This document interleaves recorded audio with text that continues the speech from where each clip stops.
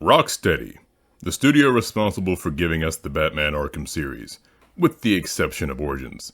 Founded in late 2004, the London-based gaming studio set off on a mission to provide gamers with fun and immersive experiences with every single one of their games. The Arkham series in particular gave players its own distinctive Batman with a uniquely dark take on Gotham and its characters alike, and it goes hand in hand with the incredible writing these games possess. I've played Asylum, City, and Night, and even going back to replay it for this video, it's crazy to think that Night came out in 2015. It's incredibly well made, not just graphically but mechanically, and it was a nice and such a fitting end to the Arkham games and one of my favorite games of all time.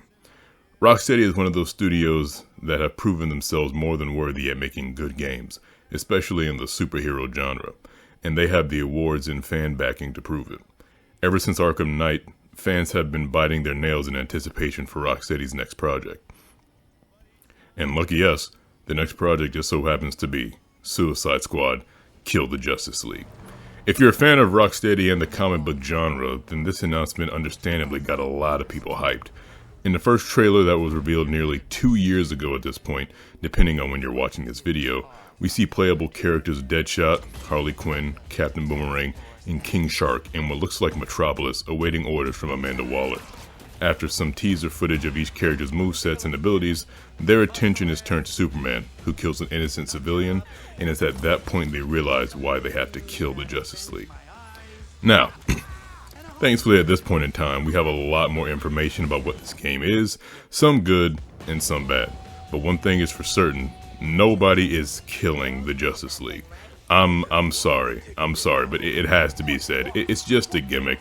I've been reading Task Force X comics and watching the Suicide Squad animations for years, and as much as I love these characters, they ain't killing the Justice League. Well, maybe one of them, but I won't make that prediction just yet. I'm sorry, I just had to get that off my chest. Now, on to the reason you clicked on this video. Here's what we know so far about this game. The reason Task Force X is tasked with killing the Justice League is because they've all been corrupted by Brainiac. Okay, I like that concept. We have 4 playable characters: Deadshot, Harley, Captain Boomerang, and King Shark, with it being revealed that more characters will be added later on, similar to what Marvel's Avengers did with characters like Hawkeye and Spider-Man. Oh, I like that a lot too.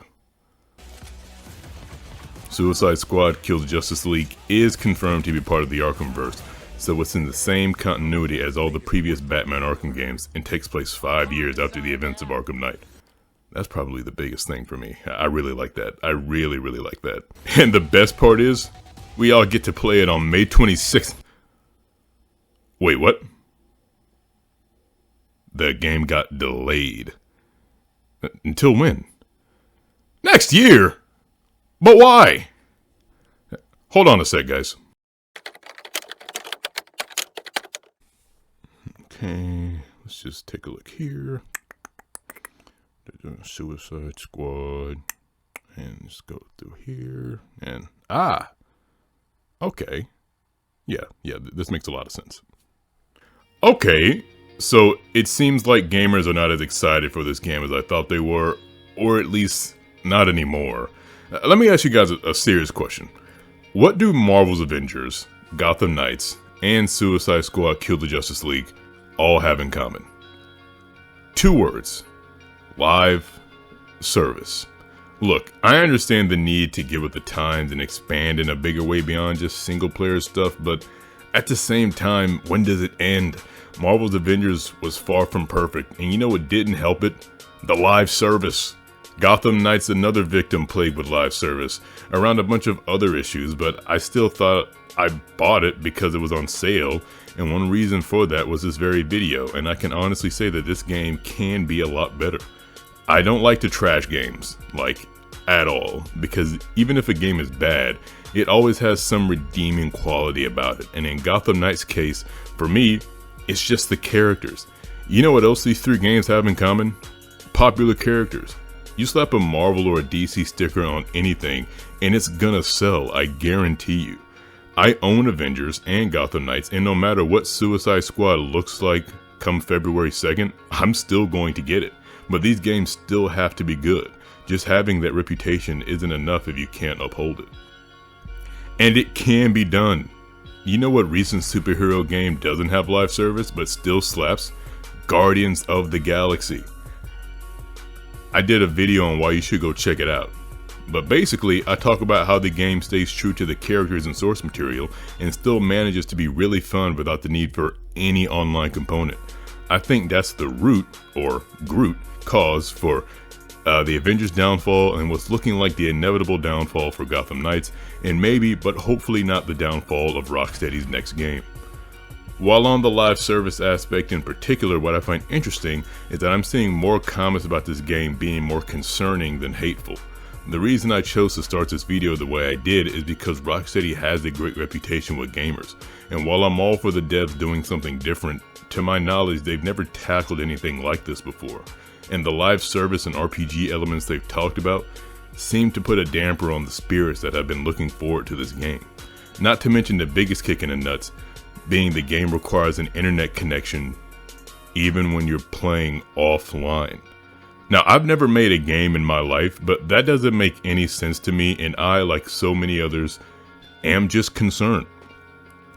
Other than the live service stuff, people are comparing a lot of the gameplay to that of Gotham Knights, and for anyone that hasn't played Gotham Knights, the combat is rather bland and uninspiring.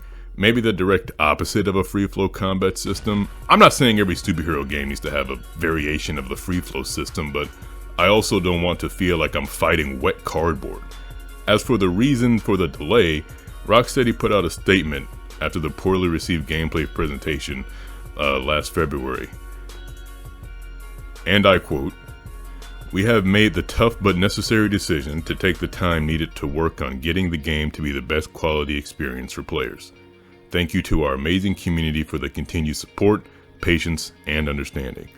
There is much more to share in the months ahead, and we look forward to seeing you in Metropolis next year." Yeah, so people spoke out, and they're taking more time to work on a game, which seems to be a growing theme with games nowadays, but I digress. The extent of what changes will be made, of course, I have no idea, but this is one of those games I've been keeping a close eye on, and hopefully where Rocksteady shows us next is more positively received, and I hope I'm not in the minority here, but I have complete faith in them. I love the Arkhamverse, I love this world, I love these characters, and I really hope when I do my follow-up video, when the game comes out, that it's all good stuff and sunshine and roses, because you gotta remember, I know a lot of stuff we've seen about this game has been polarizing, a lot has looked really good and interesting, and a lot leaves room for concern and trepidation, but nonetheless, it's a game, and we'll be able to fully judge it when it's in our hands, which would have been now, but next year we'll have to do. I'm a huge fan of the Suicide Squad, I'm a huge fan of Rocksteady, so I'm excited to play this game, and hopefully it's not like Avengers, hopefully it's not like Gotham Knights. Not saying those games are terrible, they definitely had their redeeming qualities, but they did not live up to the standard that players and gamers alike hoped they would. And I think Rocksteady can kind of bring some faith back into that particular genre and that way of making games. At least that's my hope. You know, I mean, you kind of have to have that. I hope the game isn't bad. You know, I mean, I definitely don't wish that on any game that comes out, you know. So I'm looking forward to it. Let me know where you guys' hype level is at. That the presentation they showed us gets you more hyped. Are you one of those people that are concerned? Are you still going to get it either way? Because of the reputation that they have, please let me know. I'm interested to see what you guys think. And yeah, I appreciate you guys for watching. Let me know down in the comments below what you thought of this video and how I can improve, and what you think about Rocksteady's next game. And I will talk to you all in the next one. Peace.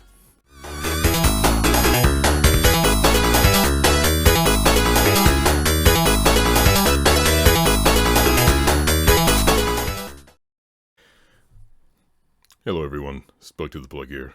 Just saying thank you if you've made it this far in the video, past the outro and everything.